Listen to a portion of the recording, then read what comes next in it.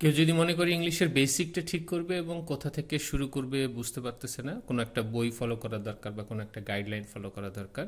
আসলেই আমরা প্রায় স্টুডেন্টদেরকে বলে থাকি যে তোমার বেসিক দুর্বল, বা আইএলটিএস পরীক্ষার দিতে গেলো বা প্রিপারেশন নিতে গেলেও তাদের মধ্যে দেখা যায় যে তাদের একেবারে বেসিক সেন্টেন্স মেকিংগুলোই অনেক সময় হচ্ছে না, সেটা বলার সময়ও হচ্ছে না, লেখার সময় হচ্ছে না।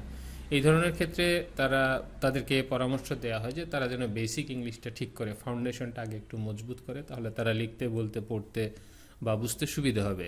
তো এখন প্রশ্ন হলো যে আপনি বেসিকটা ঠিক করবেন কিভাবে। এই জন্য আমার পছন্দের একটা সেরা বই বলবো, কারণ আমার পছন্দের তালিকা এটা বই শীর্ষে, যে কারো যদি বেসিক ঠিক করার দরকার হয়, বেসিক ইংলিশ ঠিক করার দরকার হয়, তাকে এলোমেলোভাবে না ঘুরে যদি একটা বইও ঠিকমতো ফলো করে, কিছুদিন পড়াশোনা করে।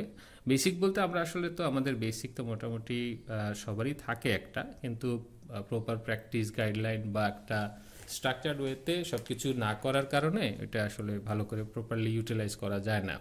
তো যাই হোক, মূল কথায় আসি। এই বইটা হলো এই যে দেখতে পাচ্ছেন, essential grammar in use, Raymond Murphy রাইটারের নাম হলো রেমন্ড মার্ফি। বইটা অনেকের কাছেই পরিচিত, কিন্তু পরিচিত হলেও আমার মনে হয় না যে বইটা সবাই ভালোভাবে ইউজ করে বা পড়ে।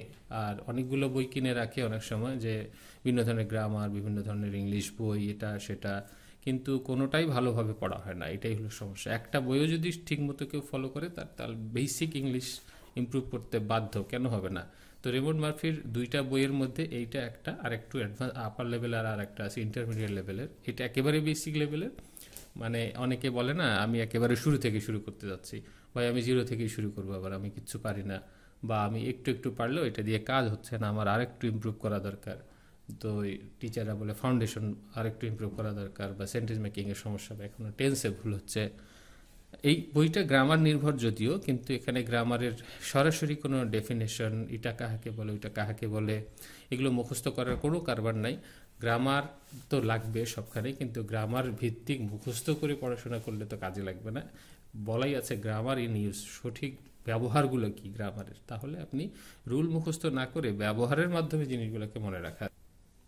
এখানে সুন্দরভাবে চ্যাপ্টারগুলোকে সাজানো, শুরুই করা হয়েছে একেবারে অ্যামিজার টাইপের জিনিস দিয়ে। অ্যামিজার কীভাবে ব্যবহার করা হয়, অ্যামিজার দিয়ে কীভাবে প্রশ্ন করা হয়, অ্যামিজার দিয়ে কীভাবে কন্টিনিউয়াস করানো হয়, এই ইত্যাদি ইত্যাদি। ডু, ডাজ, তারপরে ওয়াজ ওয়্যারের ব্যবহার, কন্টিনিউয়াস, আবার তারপরে প্রেজেন্ট পারফেক্ট, প্যাসিভ ভয়েসের একটু মোটামুটি আইডিয়া, ভার্বের বিভিন্ন ফর্ম, ফিউচার সম্পর্কে বিভিন্ন ধরনের এক্সারসাইজ, মডাল ভার্বস ইত্যাদি। তো এভাবে বইটা অনেক সুন্দরভাবে একেবারে শুরু থেকে শেষ পর্যন্ত বিভিন্ন ধরনের ছোটোখাটো জিনিস দিয়ে সাজানো।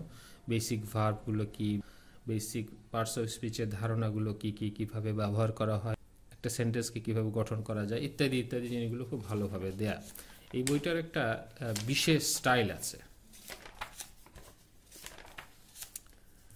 সেই স্টাইলটাকে বলা হয় এই যে 2 পেজ স্ট্র্যাটেজি বা 2 পেজ স্টাইল, 2 পেজের একটা ফরম্যাট।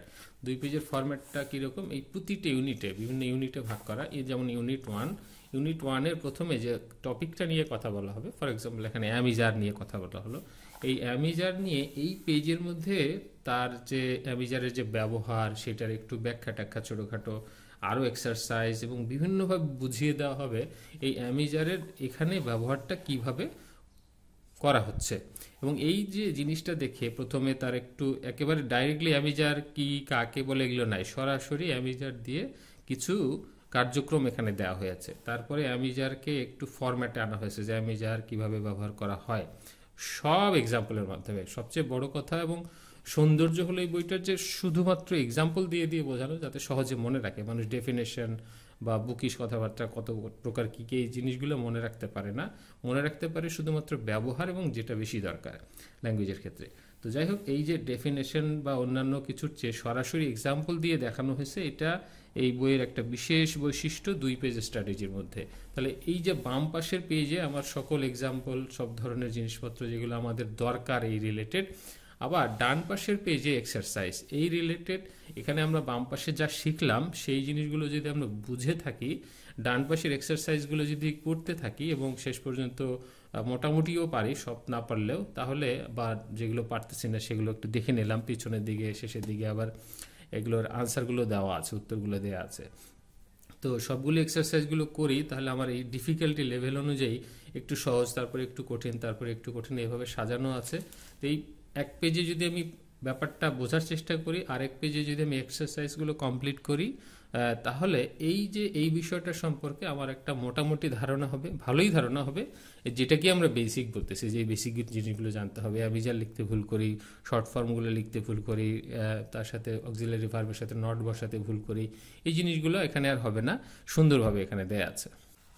ইউনিট 2তে যদি আমরা চলে যাই পরের চ্যাপ্টারে, মানে ইউনিটে, তাহলে এই যে অ্যামিজারেরই কিভাবে আমরা প্রশ্ন করি, অ্যামিজার দিয়ে কোয়েশ্চেন করি, এটার এরকম সিনারিও কিছু দেওয়া আছে, কিছু প্রেক্ষাপট কিভাবে হয়, তার সাথে আরও অনেক ধরনের প্রশ্ন, তার সাথে আরও কিছু এক্সারসাইজ, জরুরি কিছু জিনিস এখানে দেয়া। তার মানে কি, এই পাশটা পড়ে ফেললে এখন আপনার কাজ হলো এই পাশের এক্সারসাইজগুলো করা। এক্সারসাইজগুলো করে ফেললে আপনি মোটামুটি এই সম্পর্কে একটা ভালো বুঝতে পারবেন। অনেক ভালো শিক্ষকের মানে সরাসরি তার কাছে শেখার যে ব্যাপারটা, সেই ফিলিংসটা আপনি এখানে পাবেন, বরং এখানে আরও অর্গানাইজড হইতে পাবেন। অনেক সময় পড়াতে গেলে সময় বা ব্যস্ততা ইত্যাদি কারণে শিক্ষকদের অনেক কিছু মিসিং হয়ে থাকে, কিন্তু এটা যদি আপনি স্টেপ বাই স্টেপ ফলো করেন, তাহলে আমার মনে হয় কোনো কিছু মিসিং হবে না, আপনি সুন্দরভাবে বেসিকটাকে আরও স্ট্রং করতে পারবেন। তাহলে এভাবে প্রতিটি ইউনিটে বাম পাশে প্রথমে একটু পড়াশোনা করবেন, কি দেয়া আছে, কি বোঝানো হয়েছে, এইটা রিলেটেড ডান পাশের এক্সারসাইজগুলো কমপ্লিট করবেন। এমন না তাড়াহুড়া করতে হবে যে একেবারে একটা চ্যাপ্টার পুরোপুরি কিভাবে শেষ করবেন, বড় বড় চ্যাপ্টার, এরকম কিছুই নাই। আপনার যদি মনে হয় যে আপনি একটা ইউনিটই বোঝার চেষ্টা করবেন, একটা ইউনিট পড়তে বেশি সময় লাগবে না, 5-10 মিনিটের মধ্যে একটা ইউনিট পড়ে তার এক্সারসাইজ হয়তো কিছু সময় লাগবে, তার মানে 30 মিনিটের মধ্যে একটা ইউনিট সম্পর্কে আপনি একটা ভালো ধারণা পাবেন, কিছু এক্সারসাইজও করতে পারবেন। সবগুলো না করতে পারলেও অর্ধেকের বেশি হতে পারবেন। আপনি যদি ফাস্ট হন তাহলে হয়তো সবই শেষ করতে পারবেন। তো যাই হোক, এই বইটা recommended, highly recommended basic English ঠিক করার জন্য, সবার জন্যই। আর এটা বেশ ওয়ার্ল্ডেও, সারা ওয়ার্ল্ডে পপুলার একটা বই বেসিক ইংলিশের জন্য, বা ইংলিশ ঠিক করার জন্য, বা ইংলিশের জন্য। বিভিন্নভাবে রেফারেন্স গাইড হিসাবে এটা পড়ানো হয়, সাজেশন দেওয়া হয়, এবং এটা সেলফ স্টাডির জন্য খুবই খুবই ভালো একটা বই। তো আশা করি এই বইটা আপনাদের কাজে লাগবে। ধন্যবাদ সবাইকে।